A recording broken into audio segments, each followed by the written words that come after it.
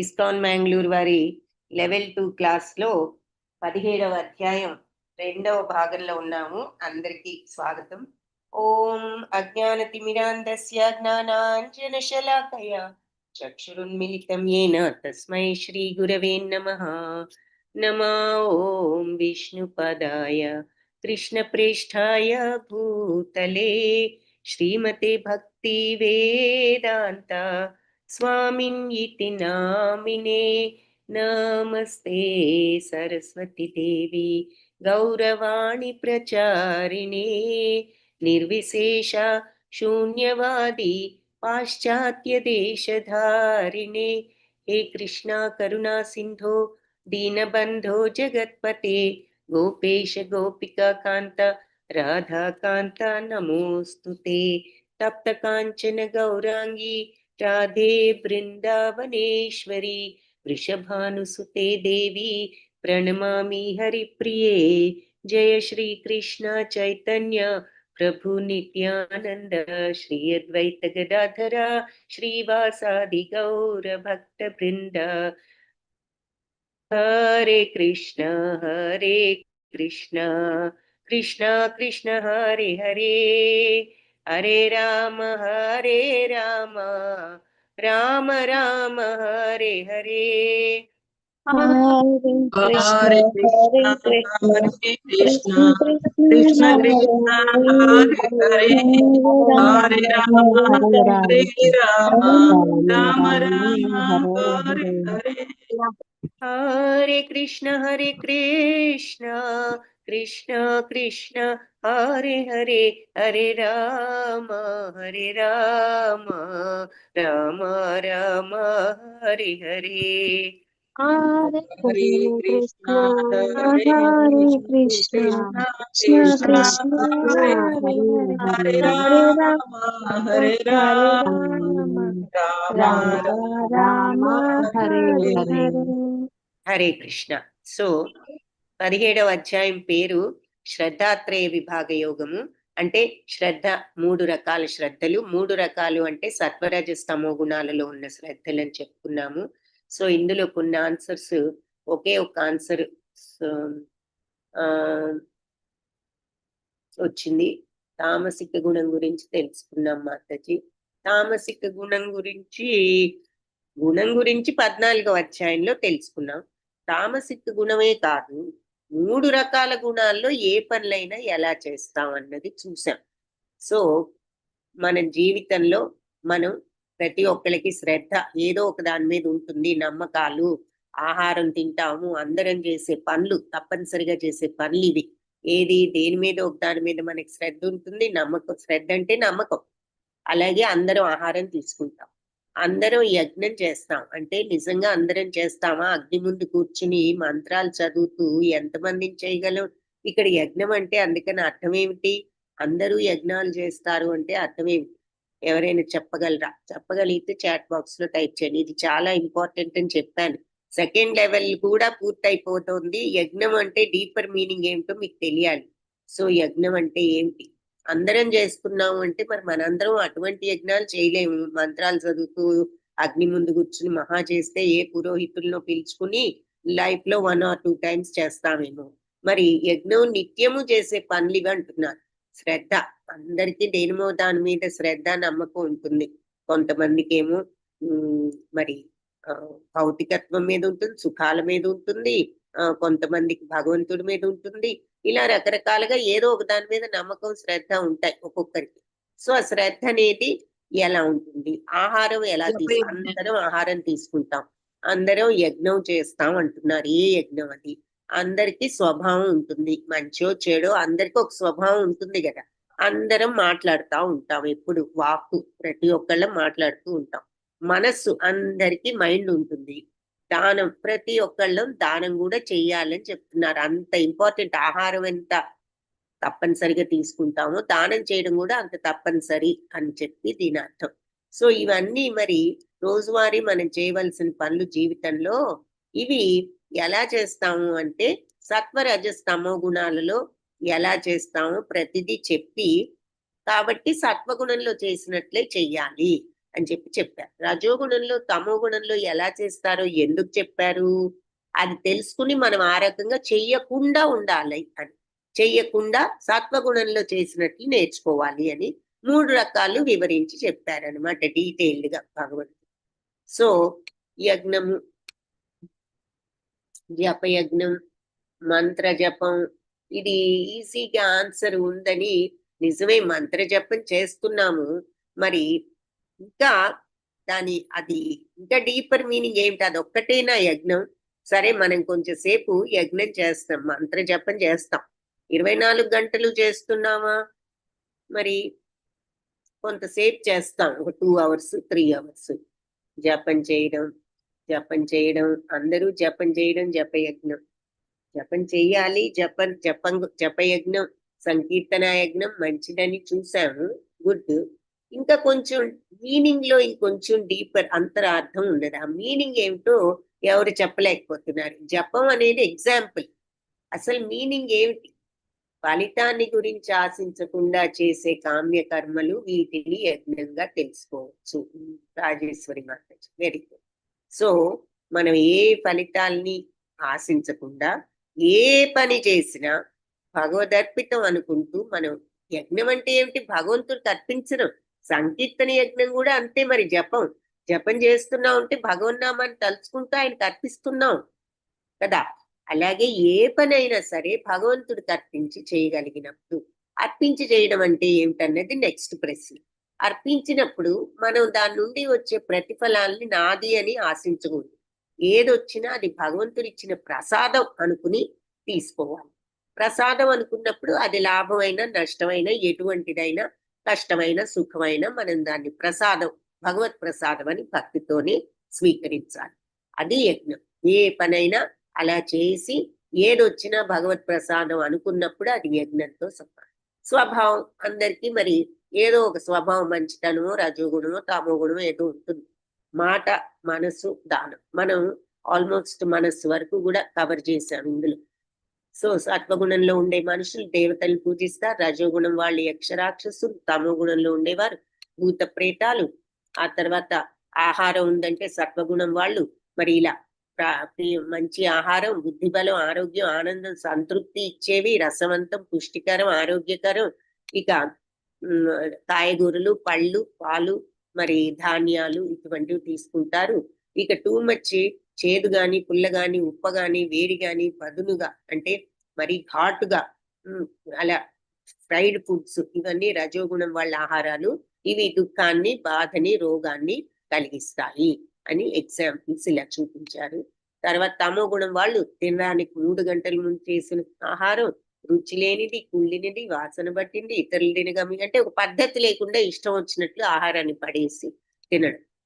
తర్వాత మరి సరిగ్గా సత్వగుణంతో సాత్విక ఆహారం తింటే ఇలా ఉంటారు.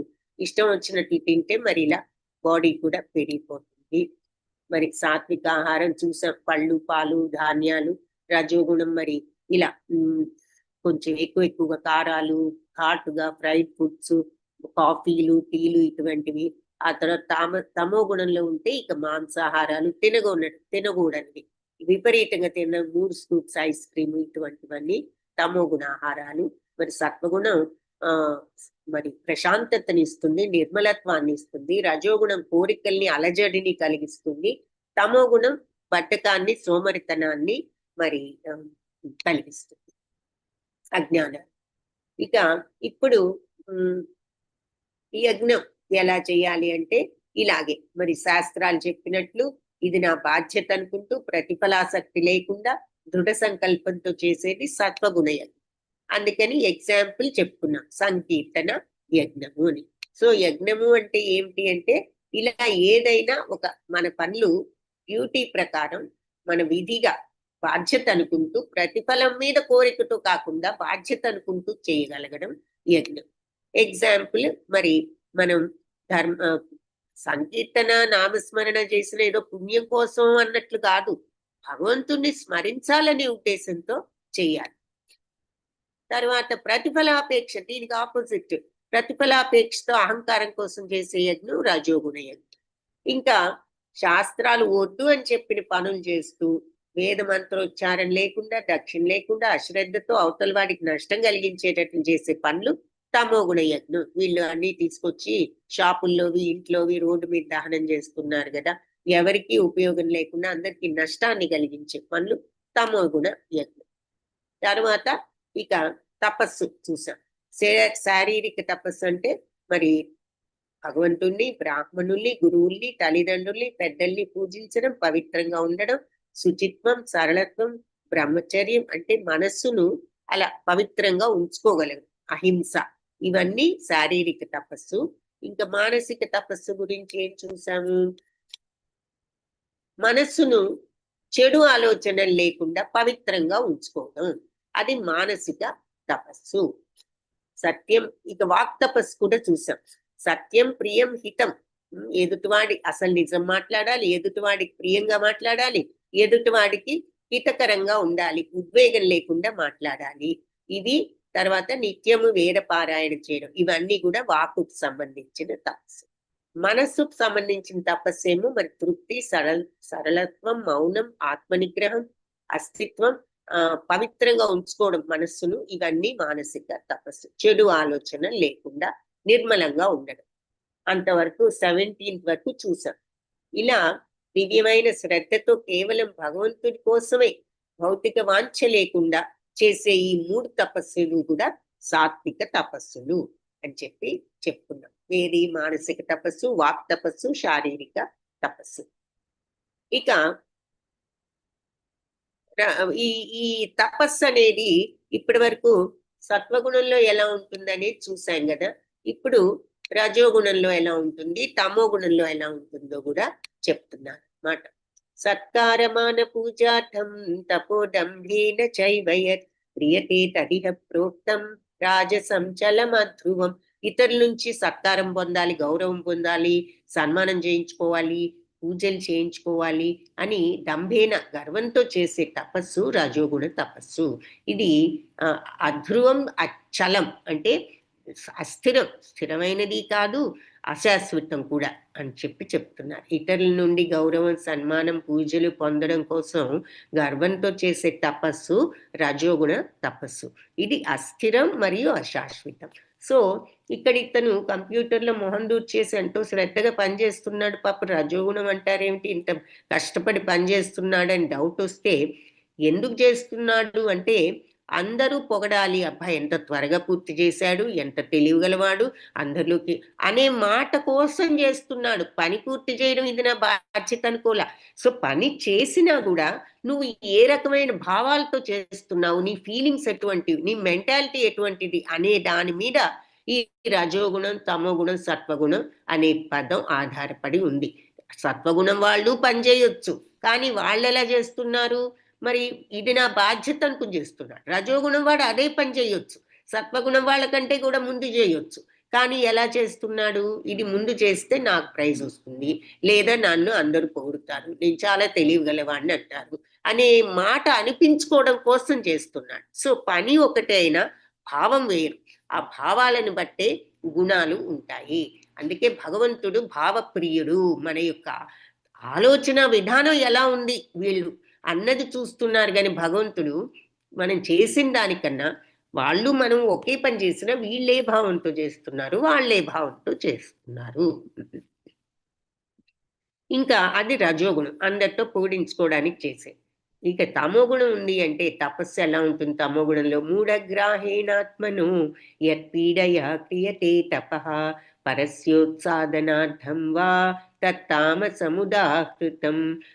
మూఢత్వంతో యత్పీడయ, వాళ్ళని వాళ్ళే హింసించుకుంటూ చేసే క్రియతే తపః, చేసే తపస్సు పరస్యోత్సాదనార్థం, ఇతరులకు హాని చేయడం కోసం చేసే తపస్సు. వా అంటే లేకపోతే, సో వాళ్ళని వాళ్ళు హింసించుకుంటూ చేసిన, లేక ఇతరులను నాశనం చేయడం కోసం చేసే తపస్సు అయినా తామసం ఉదాహృతం, అది తమో కూడా తపస్సు అని చెప్తారు. తనను తాను హింసించుకుంటూ లేదా ఇతరులను నాశనం చేయడం కోసం చేసే తపస్సులు, మూర్ఖత్వంతో చేసే తపస్సు తమో గుణానికి సంబంధించిందని చెప్తారు. సో మనం ఇతరులు నాశనం చేయడం అంటే భస్మాసురుడు స్టోరీ అందరికీ తెలుసు కదా. భస్మాసురుడు మరి నేనెవరి చేయి మీద తలబెడితే వాళ్ళు భస్మం అయిపోవాలని చెప్పి అటువంటి కోరికలా మరి కోరేది తపస్సు అంత కష్టపడి చేసి ఎదుటివాడిని చంపడానికి. సో అవి తమోగుణ తపస్సుకి ఎగ్జాంపుల్. ఈ రోజుల్లో తమోగుణ తపస్సు అంటే ఎదుటివాడికి ఇలా కష్టం కలిగించే ఏ పనైనా తమోగుణ తపస్సే మరి. వాళ్ళ వస్తువులను తీసుకొచ్చి తగలబెట్టడంలో ఎవరికి లాభం ఉంటుంది?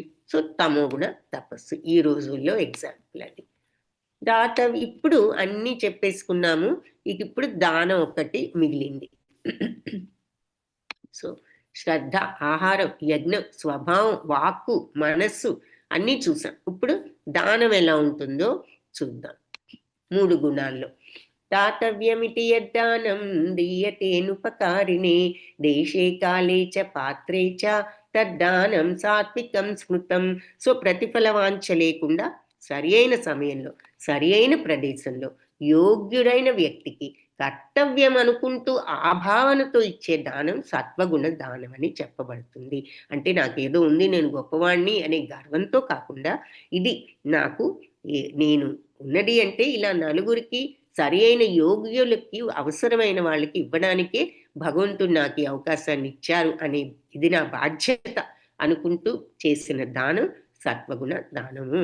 సో నందమహారాజు మరి సరి అయిన సమయం అంటే శ్రీకృష్ణ జననం అప్పుడు సరి అయిన ప్రదేశంలో సరి అయిన యోగ్యుడైన వ్యక్తి అక్కడ బ్రాహ్మణులకు అవసరంలో ఉన్న వాళ్లకు ఆయన దానం ఇవ్వడం చూపిస్తుంది. ఇక రజోగుణ దానం ఎలా ఉంటుంది? యత్తు ప్రత్యుపకారార్థం ఫలం ఉద్దిశ్య వా పునః దీయతే చ పరిక్లిష్టం తద్దానం రాజసం స్మృతం. ప్రత్యుపకారార్థం ఎప్పుడైతే తిరిగి ఏదైనా బెనిఫిట్ వస్తుందేమో ఈ దానం ఇస్తే, ఫలం ఉద్దిశ్య ప్రతిఫలం కోసం ఉద్దేశంతో మనం గనక చేసిన, దీయతే పరిక్లిష్టం లేదా చాలా కష్టపడి ఇష్టం లేకుండా బలవంతంగా ఇచ్చిన దానమైన రాజసం స్మృతం, అది రాజోగుణ దానము. మరి ఏదో ప్రతిఫలం కోసం కానీ కోరికలు మనకి ఏదన్నా లాభం వస్తుందని కానీ అంటే మనం ఇది ఇచ్చామంటే లంచంగా మనకి కాంట్రాక్ట్ ఇస్తారు, వాళ్ళకు కొంత డొనేషన్ ఇస్తే అని ఇవ్వడం, లేదా మన పేరు అక్కడ రాయించుకుంటే అందరూ చూసి అబ్బా మనల్ని ఇంత ఇచ్చామని అందరు పొగుడుతారు అని పేరు కోసం ఇవ్వడం, లేదా ఇక తప్పదు ఇదేమిటి ఇవ్వకపోతే మరి ఇక ఎంతో మనం గురించి చెడుగా చెప్పుకుంటారేమో తప్పదు అనుకుంటూ మనం తప్పనిసరిగా ఇష్టం లేకుండా ఇచ్చిన దానం, అది రజోగుణ దానము. ఇక తమోగుణ దానం ఎలా ఉంటుంది? అదేశకాలే యద్దానం అపాత్రేభ్యశ్చ దీయతే అసత్కృతం అవజ్ఞాతం తత్తామసముదాహృతం. అదేశకాలే యద్దానం అంటే ఇవ్వకూడని చోట, అలాగే అపాత్రేభ్యశ్చ ఇవ్వకూడని వాళ్లకు, అసత్కృతం అవమానకరంగా ఇచ్చిన, అవతలి వాళ్ళని ఇన్సల్ట్ చేస్తూ, అంటే నేనేదో గొప్పవాణ్ణి వీళ్ళకేదో పడేయగలను కొంచెం అనే భావంతో అగౌరవంగా ఇచ్చిన, అది తమోగుణ దానం. సో ఇవ్వకూడని చోట, అనుగాని చోట అకాలంలో అపాత్రుడికి, అంటే మరి ఇలా ఇతను డబ్బు తీసుకువెళ్తే ఏదో చెడు అలవాట్ల కోసం ఉపయోగిస్తాడని తెలిసి కూడా ఇచ్చామనుకోండి, మరి అది వాళ్ళకి హాని చేసినట్లే అవుతుంది. వాళ్ళేమీ మంచి కోసం ఉపయోగించుకోవడం లేదు కదా. సో అదొక ఎగ్జాంపుల్ చూపిస్తున్నారనమాట. అనుగాని చోట కాలంలో అపాత్రుడికి అన్నది. తర్వాత ఇన్సల్టింగ్గా ఇచ్చిన, అవతల వాళ్ళని తక్కువగా చూస్తూ ఇచ్చిన, అది తమోగుణ దానము. ఇక ఈ భగవంతుణ్ణి అనాది కాలం నుంచి కూడా ఓం తత్సత్ అనే 3 పదాలతో భగవంతుణ్ణి సంబోధించడం జరిగింది. ఓం తత్సదితి నిర్దేశో బ్రహ్మణస్త్రీవిధ స్మృతః బ్రాహ్మణాస్తేన వేదాశ్చ యజ్ఞాశ్చ విహితా పురా. సృష్టి ప్రారంభం నుంచి కూడా ఓం తత్సత్ అంటే తత్ అంటే ఆ యొక్క సత్ సత్యము అంటే ఓ ఆ సత్యమా అంటూ భగవంతుని సంబోధించేవారట.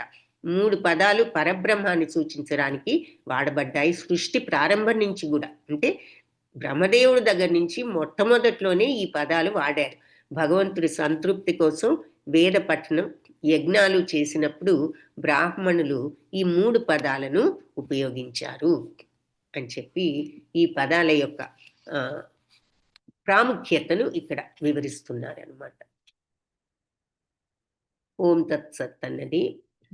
తస్మాదోమిత్యుదాహృత్య యజ్ఞదాన తపఃక్రియా ప్రవర్తంతే విధానోక్త సతతం బ్రహ్మవాదినాం.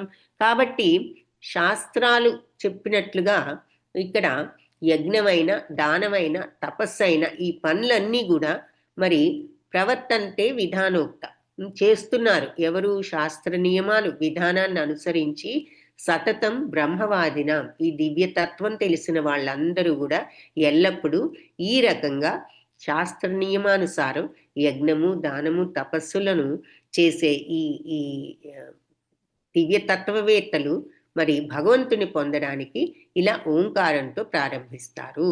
సో చివరికి ఓం తత్సత్ అనే పదం చెప్పి దాని యొక్క ప్రాముఖ్యతను చెప్తున్నారు. అందుకని ఓం అనే పదం మరి శాస్త్రాలు చెప్పాయి కాబట్టి ఈ ఈ భగవంతుని పొందాలి అనుకునే ఈ దివ్యతత్వవేత్తలందరూ కూడా యజ్ఞమైన, దానమైన, తపస్సైనా ఏది చేసినా ముందు ఓంకారంతో ఓం తత్సత్ అంటూ ప్రారంభిస్తారు అని ఓంకారం యొక్క ప్రాముఖ్యతను, ఓం తత్సత్ ప్రాముఖ్యతను చెప్తున్నారు. సో మనం దానము, యజ్ఞము, తపస్సు ఎలా చేయాలో చూసాం కదా. సో ఆ చివర్లో భగవంతుణ్ణి ముందు మనం తలుచుకుంటూ చేయాలి. అందుకని ఈ తత్వవేత్తలందరూ కూడా ముందు ఓం అంటూ ఈ యజ్ఞమైన, దానమైన, తపస్సైనా ప్రారంభిస్తారని చెప్తున్నారు. తదిత్యనభిసంధాయ ఫలం యజ్ఞ తపఃక్రియా దానక్రియాశ్చ వివిధ క్రియంతే మోక్షకాంక్షిభిః. సో ఫలాపేక్ష లేకుండా ప్రతివారు కూడా యజ్ఞము, తపస్సు, దానాలను తత్తనే పదంతో చేయాలి. సో ప్రతి ఒక్కళ్ళు ఫలాపేక్ష ఆశించకుండా యజ్ఞం చేసిన, తపస్సు చేసిన, దానం చేసిన ముందు తత్ ఓం తత్సత్ అనే పదంతో స్టార్ట్ చేయాలి. భౌతిక బంధాలన్నీ కూడా నుంచి విడుదల పొందడానికి ఇలాంటి ఆధ్యాత్మికంగా ప్రతి పనిని మలుచుకోవడమే ముఖ్య ప్రయోజనం. సో మనం చేసే ఏ చిన్న పనైనా, ఎంత చిన్న పనైనా ఈ భావంతో చేసామంటే అది యజ్ఞం అయిపోతుంది. సో అలా ఈ భౌతిక బంధాల నుంచి కూడా అదే విడుదల చేయగలదు. ఎందుకు? ప్రతిఫలాపేక్ష లేకుండా చేస్తున్నాం కాబట్టి బంధాలు ఉండవు. కాబట్టి ఈ భౌతిక బంధాల నుంచి విడుదల పొందడానికి ఈ విధంగా ప్రతి చిన్న పనిని ఆధ్యాత్మికంగా మార్చేసుకోవచ్చు. భౌతిక కర్మను ఆధ్యాత్మికం చేసుకుని బంధాల నుంచి విముక్తి పొందడమే ముఖ్య ప్రయోజనం.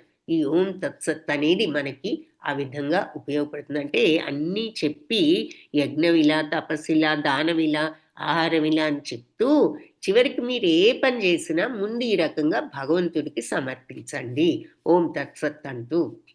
సద్భావే సాధుభావే చ సదిత్యేతత్ ప్రయుజ్యతే ప్రశస్తే కర్మణి తథా సచ్చబ్ద పాఠాయుజ్యతే యజ్ఞే తపసి దానే చ స్థితి సదితి చోచ్యతే కర్మ చైవ తదర్థీయం సదిత్యేవాభిధీయతే. ఇక్కడ 2 శ్లోకాలు చెప్పారు.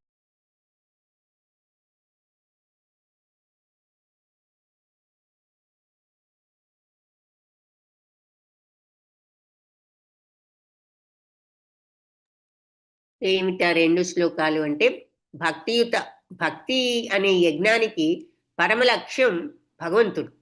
భక్తి అంటే ఎవరికి భక్తి? ఎవరి పట్ల భక్తి? భగవంతుడి పట్ల భక్తి. అందుకే సత్ అనే మాట వాడుతున్నాం. పృథక్ కుమార, ఎంతో దివ్యమైనటువంటి పనులు భగవంతుడి ప్రీత్యర్థం వనరించబడి సర్వ యజ్ఞ తపో దాన కర్మల వలె అట్టి యజ్ఞకర్త కూడా సత్ అనబడతాడు. సో ఎవరైతే అన్ని భగవంతుడి యొక్క ప్రీతి కోసం చేస్తూ భగవత్ ప్రీత్యర్థం ఏ చిన్న పని చేసినా అతను చేసేటటువంటి యజ్ఞమైన, తపస్సైన, దానమైన, కర్మలు ఏదైనా సరే అతను కూడా అటువంటి యజ్ఞకర్తను కూడా సత్ అంటారు. అంటే భగవంతుడి యొక్క ఆ సచ్చిదానంద శుద్ధతత్వం ఇతనికి రాబట్టి అతను అంతటి భక్తితో ప్రతిదీ భగవంతుడికి సమర్పించి చేస్తున్నాడు. అన్నిటినీ భగవదర్పితం అనుకుంటూ భగవత్ ప్రీత్యర్థంగా చేస్తున్నాడు, ఆయనకి నచ్చే విధంగా. సో ఇలాంటి భక్తుణ్ణి కూడా సత్ అని అంటారు. అంటే భగవంతుడు ఏ రకంగా సత్ శాశ్వతుడో ఈ భక్తుడు కూడా శాశ్వతుడు. అంటే మరి ఆధ్యాత్మిక లోకానికి వెళ్తే అక్కడ శాశ్వతంగా ఉంటాడు అన్నట్లుగా అన్నమాట. అతన్ని కూడా సత్ అని అంటారు. సో ఏ పని చేసినా ముందు ఓం తత్సత్ అనే మంత్రాన్ని చెప్పాలన్నాము. ఇక్కడ సద్భావే సాధుభావే అనే పదాలు కూడా ఆధ్యాత్మిక స్థితిని సూచిస్తున్నాయన్నమాట. సో భక్తిలో ఉన్నవాళ్ళు సత్వగుణం అయితే మరి ఇంకా కృష్ణ భక్తి భావంలో ఇంకా స్థితుడైన వాడు సాధువు అని చెప్తున్నారు. సో ఆధ్యాత్మిక విషయాలన్నీ కూడా మరి భాగవతంలో చెప్తారు. సతాం ప్రసంగతాత్ అని ప్రసంగాత్ అంటే భక్తుల సాంగత్యంలో మనకు అర్థమవుతాయి. సత్సాంగత్యం లేనిదే మరి ఎవరు కూడా ఆధ్యాత్మిక జ్ఞానాన్ని పొందలేరు. కాబట్టి ఇటువంటి వాళ్ళందరూ మరి శుద్ధ భక్తులు. అందుకే వాళ్ళను కూడా సత్ అంటారు. ఎందుకంటే వాళ్ళందరికీ కూడా భక్తిని నేర్పించగల సామర్థ్యం ఉన్నవాళ్ళు కాబట్టి. అందుకే మరి మంత్ర దీక్ష తీసుకున్నప్పుడు, యజ్ఞోపవీతం తీసుకున్నప్పుడు ఇక మరి వీళ్ళంతా కూడా ఓం తత్సత్ అనే పదాలని ఉచ్చరిస్తూ ఉంటారనమాట. అంటే అది భగవంతుడే అన్నది. సో ఇక్కడ పాయింట్ ఏమిటంటే ఏది చేసినా ఇలా ఓం తత్సత్ అనుకోవడంలో అర్థం ఏమిటి అంటే, భగవంతుడా నీకు సమర్పిస్తున్నాను, నీకు నచ్చే విధంగా నేను ఇది చేస్తాను అని చెప్పడం. అశ్రద్ధయా హుతం దత్తం తపస్తప్తం కృతం చయత్ అసదిక్యుచ్యతే పార్థ నచ తత్ప్రేత్య నో ఇహ.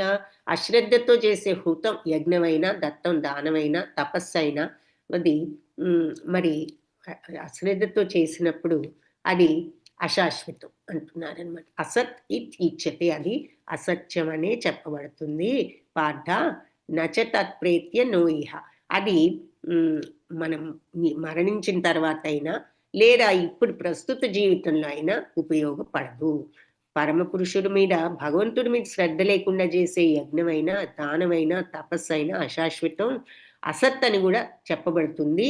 కాబట్టి అలాంటి పనులు ఈ జన్మలోనూ మనకి ఉపయోగం లేదు, వచ్చే జన్మలో కూడా వాటి వల్ల ఉపయోగం లేదు. ముందు శ్లోకంలో ఏం చెప్పారు? ఏదైతే ప్రతిదీ భగవంతుడి మీద శ్రద్ధతో ఆయనకు అర్పించి భగవదర్పితం అని భగవత్ప్రీతి అర్థం చేస్తూ ఓం తత్సత్ అనుకుంటూ అలా చేసినప్పుడు అంతా కూడా సత్తు, అది భగవంతుడు నిజం, అది నిజమైనటువంటి యజ్ఞం.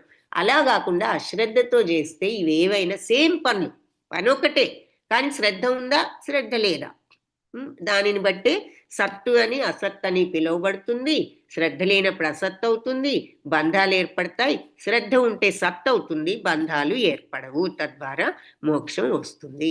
అది చెప్తున్నారు. సో మీరు చేసే పని ఒకటే అయినా మీ భావం ఎలాంటిది?